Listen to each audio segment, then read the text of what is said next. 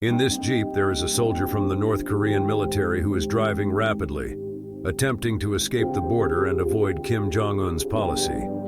It's evident that he might either be captured or, at the very least, sustain injuries. Later on, we will explain more about why North Korea is considered the world's largest jail and the extreme difficulties associated with escaping from there alive. The organization believes that North Korea holds the world's worst human rights record. Here, all men are required to serve at least 10 years in the North Korean military. Freedom of speech and similar concepts do not exist here, and all media is under state control. It is considered to be the only country in the world where even the government faces punishment imposed by relatives for any perceived wrongdoing. In 2009, a 2-year-old child in North Korea was sentenced to imprisonment simply because his parents had a Bible in their possession. Following any religion is considered a crime in North Korea. It is challenging for anyone from the outside world to visit North Korea, and if a foreigner gets permission, they are closely monitored throughout their entire trip. They are taken only to specific places the government wants to showcase, and foreigners can face harm if they engage in activities against local laws. An incident involving U.S. citizens in 2015, known as the Otto Warmbier case, illustrates the severe consequences for actions contrary to North Korean laws. During their 2016 visit, they were arrested for removing a government propaganda poster from their hotel room. They received a 15-year prison sentence for this allegation, but after just 1 year, they fell into a coma within North Korea's prison camp.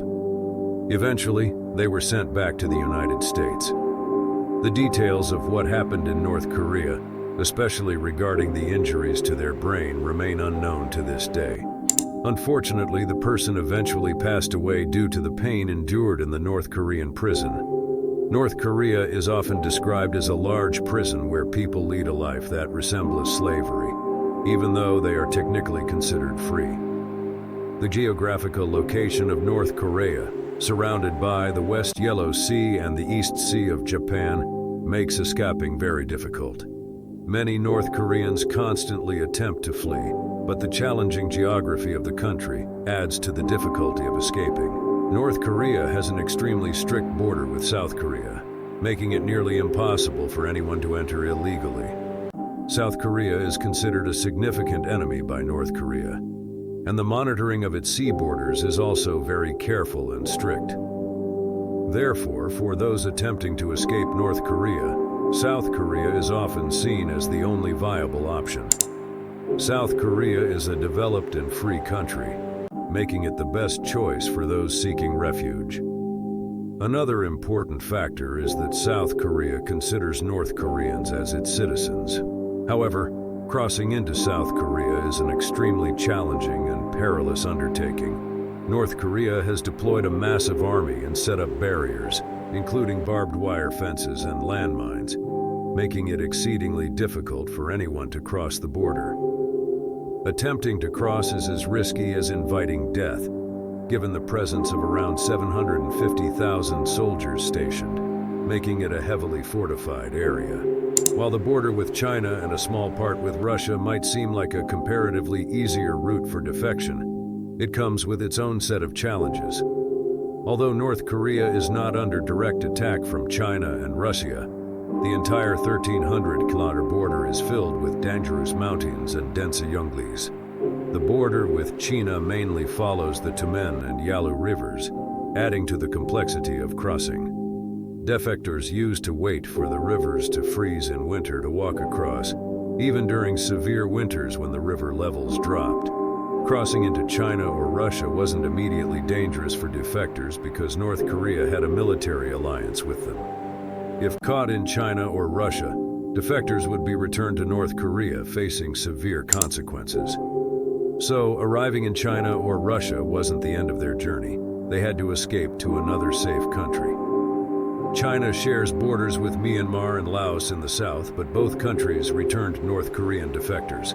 The remaining options were Thailand, Vietnam, and Mongolia, which share a direct border with China, providing a somewhat safer option for defectors.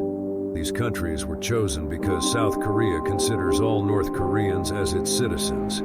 Therefore, Thailand, Vietnam, and Mongolia sent North Korean defectors not back to North Korea, but to South Korea. The defectors' plan was to enter China or Russia first, then head to these countries. Once there, they would voluntarily surrender to the authorities and be sent to South Korea by plane, starting their new lives. From 1990 to now, a total of 34,000 North Koreans successfully reached South Korea after defecting. During this period, North Korea had the support of the Soviet Union, but after the Soviet Union's collapse in 1991, North Korea lost this support, and the United States began exerting considerable pressure. The number of those escaping from North Korea kept increasing every year. The trend of defections continued to rise, reaching a peak in 2009 with a record of around 3,000 defectors. In 2010 and 2011, the number of defectors remained high.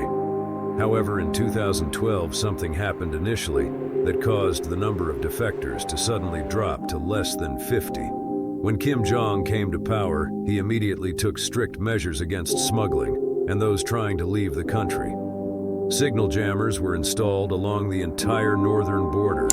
Intelligence monitoring was increased, fences were erected on the border, and military patrols were intensified. Additionally, Kim Jong Un decided to strengthen relations with Russia and China, making their stance more rigid. These changes made it challenging for North Korean defectors to go to China.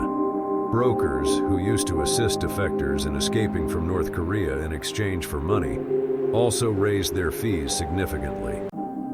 However, in 2020, something happened that made it nearly impossible to defect from North Korea. In 2019, when China reported the first case of COVID-19, North Korea quickly became the first country globally to shut down all its borders.